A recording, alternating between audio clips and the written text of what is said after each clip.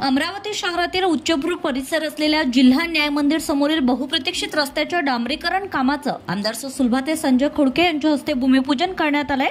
आज दिनांक 3 ऑक्टोबर 2025 रोजी जिल्हा न्याय मंदिरच्या प्रवेशद्वाराजवळ आयोजित भूमिपूजन कार्यक्रमाप्रसंगी आमदार सुलभाते खोडके यांनी विकास कामाच्या नामफलकाचं अनावरण करून भूमिपूजनाची औपचारिकता साधली आहे। यावेळी वकील बांधवांची व स्थानिक भागातील नागरिकांची उपस्थिती होती।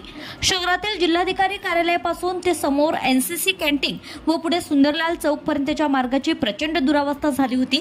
या मार्गावर जिल्हा न्याय मंदिर, जिल्हा परिषद अमरावती, वनसंरक्षक अधिकारी कार्यालय सोबतच लोकवस्तीचा भाग आहे। तसेच हा मार्ग इतरही कार्यालयीन मार्गाला जोडला आहे।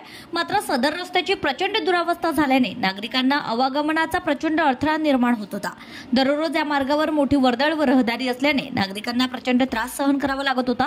या संदर्भात आमदार सुलभाते खोडके यांनी गांभीर्याने लक्ष देऊन अमरावती महानगरपालिका राष्ट्रीय शुद्ध हवा कार्यक्रम अंतर्गत जिल्हा न्यायालय ते सुंदरलाल चौक पर्यंतच्या रस्त्याच्या डांबरीकरण कामासाठी 1,40,00,000 रुपयांचा निधी उपलब्ध करून दिला आहे।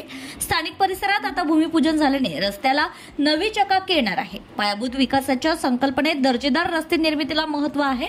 अमरावती शहरातील सर्व लहान मोठे रस्ते, अंतर्गत रस्ते व प्रमुख मार्गांना नवी चकाकी येत आहे। सर्व रस्ते एकमेकांशी जोडले जात असल्याने सुरक्षित वाहतूक व अपघात विरहित आवागमनाची सुविधा निर्माण करण्याला आपलं सर्वतोपरी प्राधान्य आहे।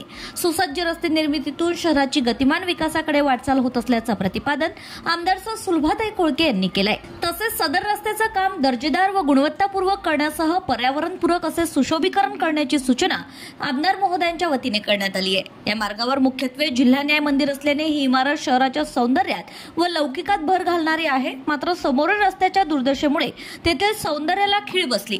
परंतु आता जिल्हा न्याय मंदिर समोरच्या रस्त्याच्या कायापालट होत असल्याने वकील बांधव व विधी सेवा कर्मचारी, जिल्हा परिषद कर्मचारी यांनी आमदार सुलभाते खोडके यांचे आभार मानित त्यांचं अभिनंदन केलंय। यावेळी यश खोडके यांच्यासह वकील बांधव, स्थानिक रहिवासी नागरिक तसेच सहकारी प्रामुख्याने उपस्थित होते।